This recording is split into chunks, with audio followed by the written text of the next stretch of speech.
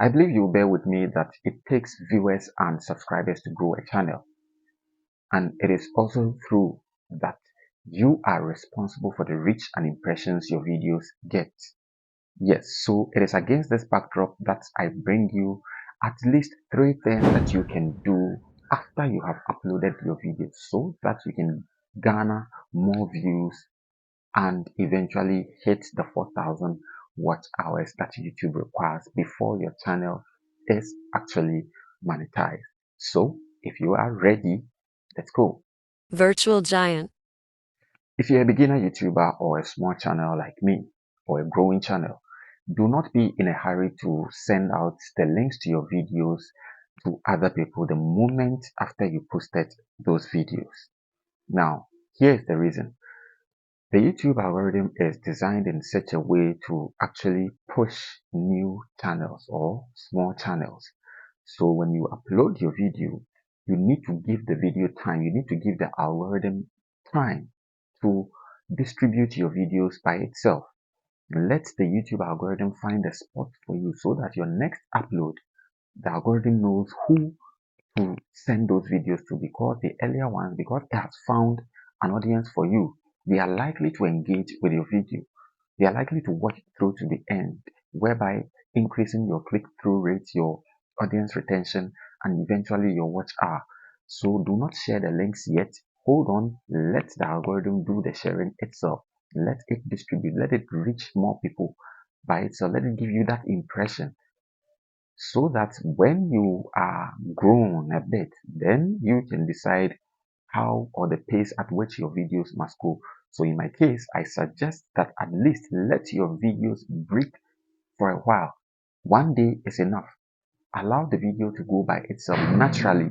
Let YouTube come in, let YouTube intervene, let YouTube share your videos for you without you stressing yourself. Then afterwards, you can decide to send links across. But even that, what I would suggest is that you get at least 3 people who you know personally and have subscribed to your channel. Inform them that you've uploaded this video. Let those people watch to the end. Let them like the video and then also drop an engaging comment under which you will go and reply to those comments. And when you do that, it sends a positive signal to the algorithm that there's been some positive engagement on this channel, on this video. So it means that people are interested in it, people actually like it. So why not try it with different people? And in that case, gradually you see that your video is flying. YouTube is doing the marketing for you. YouTube is distributing the videos for you, because one of the aims of YouTube is to keep audience on the platform for as long as possible. So once people are engaging, that is the idea, that a lot are staying. So why not give them more so they may not hop off the channel or go to a rival social media platform. So you get it? That is what you need to do. The next thing you can do is to pay attention to your comment section. For example, if you do not pin a comment there, and when someone comments that you think it is a good thing and it is important others get to know, do not forget to pin that comment. Pin that comment on your comment section so that anyone who engages with your content will know, and then they drop a, a counter response, another comment, like, or anything. So when that kind of engagement is going on in your comment box, it also sends a positive signal to the YouTube algorithm and your video gets to go viral. The next thing to do immediately after you post your video is to at least get 3 different Gmail accounts. And what you will do is that you're going to log into these accounts and then use it to watch your own video that you've uploaded to the end. Like the video, and like I mentioned early on, drop an engaging comment. Now, here is the trickiest part. Make sure that these accounts are different from the ones you use to create this particular channel where you want to engage with. This is because YouTube tracks your history. Google itself tracks your history, your cache, and everything.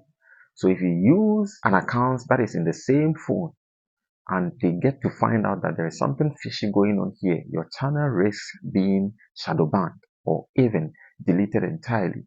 So it is advisable that you use an account that is not, or a SIM card or a Gmail account that is not associated with a particular phone you use to film, or the particular laptop or whatever you're using to engage with your video, so that you can avoid any issues with YouTube. Once again, you are responsible for how far your video goes on YouTube, so you can implement some of these strategies that I've shared with you, so that immediately you post or you upload your videos, they can start going viral. Thanks for watching this one.